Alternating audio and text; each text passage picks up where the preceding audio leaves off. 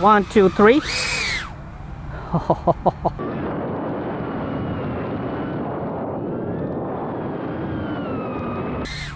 I feel like flying a 3D helicopter, you know.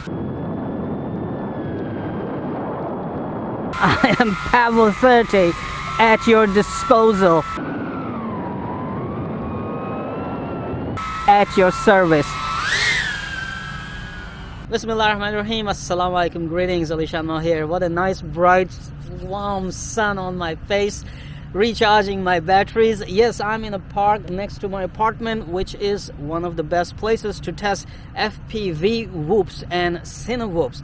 Now, it's been a long time since I flew FPV whoops or CineWhoops or FPV racing drones, but I'm happy that I'm getting back to it with the Pavo 30 from BetaFPV. Now, when it comes to CineWhoops, you might be thinking, you know, this is just another CineWhoop from BetaFPV that you will be flying low and nice or just cruising around to get a smooth cinematics. Nah, not just that. This is powerful enough on the 4S battery only to even perform FPV freestyling. So if you want to fly it like FPV racing drone and pull some aerobatics, you can do that. Or if you want to get some smooth cruising cinematics, low and high, you can do that both. Before I fly it in this park right here, let me bring the camera closer, give you a closer look at Pavo 30, quickly talk about its features, and then we'll get to the flight and see what this can do. Now, Pavo 30 not just looks nice, but also built sturdy. It's really built strong. The outer frame, which is covering and guarding the propellers, is very easy to remove from the main toothpick type of frame. So maybe you can even convert it to an inverted toothpick, you know, if you want to do that. So yes, they say that this is PA12 material, really nice and sturdy and will not break easily. Now, Pavo 30 is a 3-inch FPV whoop in a pusher configuration, inverted.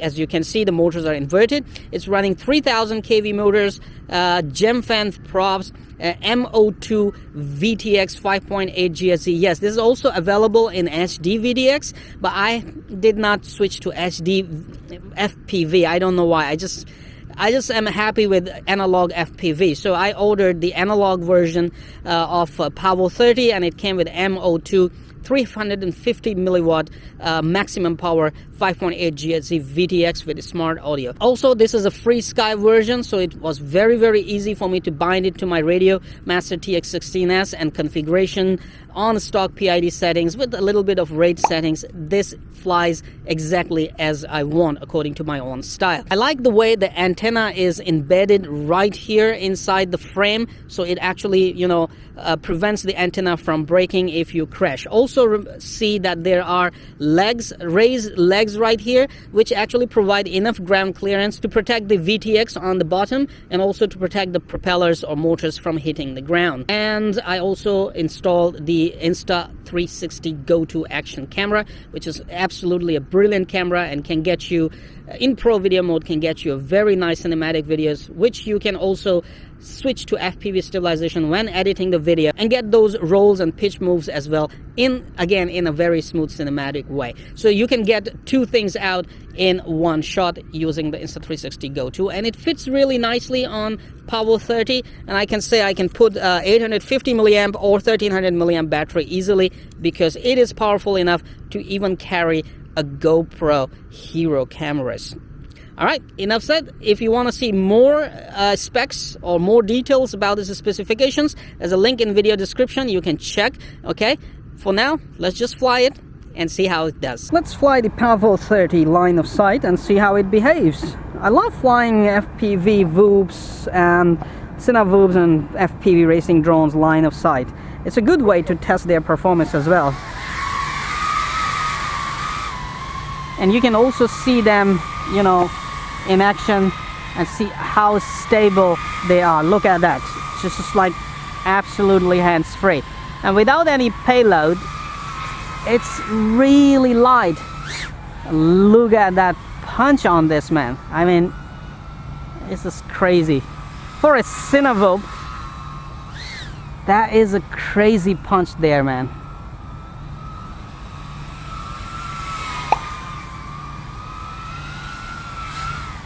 So If you are ready, 1, 2, 3.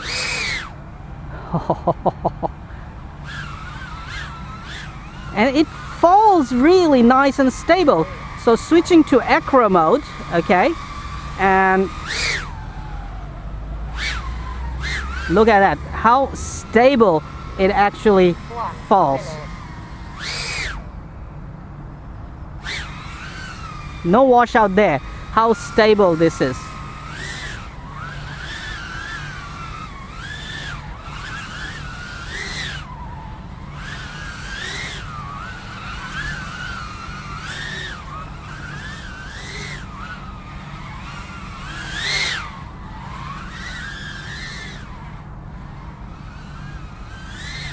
I feel like flying a 3D helicopter, you know.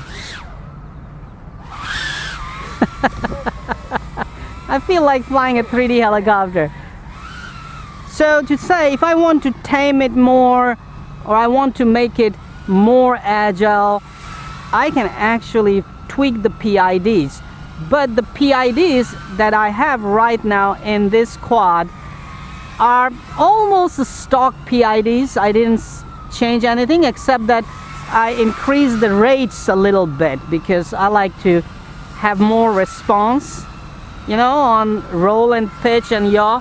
So I increased the rates only, but rest is all stock PIDs.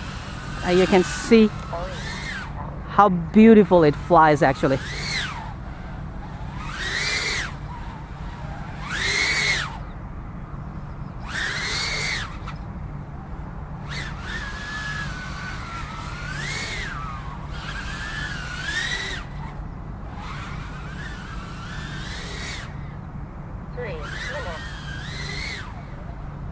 You can throw it around the way you want, and it actually just say, yes, give me those stick combinations and I will do everything you want. I am Pavo 30 at your disposal, at your service.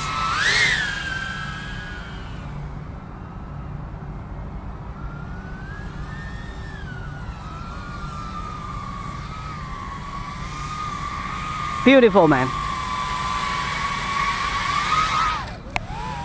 Simply a beautiful machine.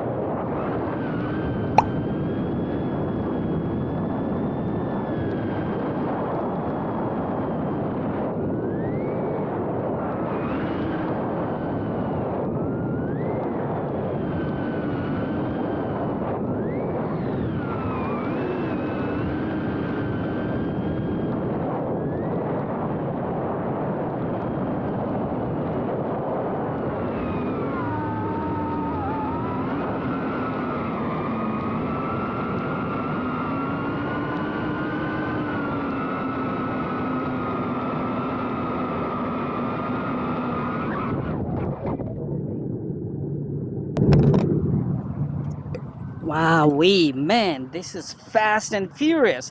And I'm not even running that high camera angle that I used to run before.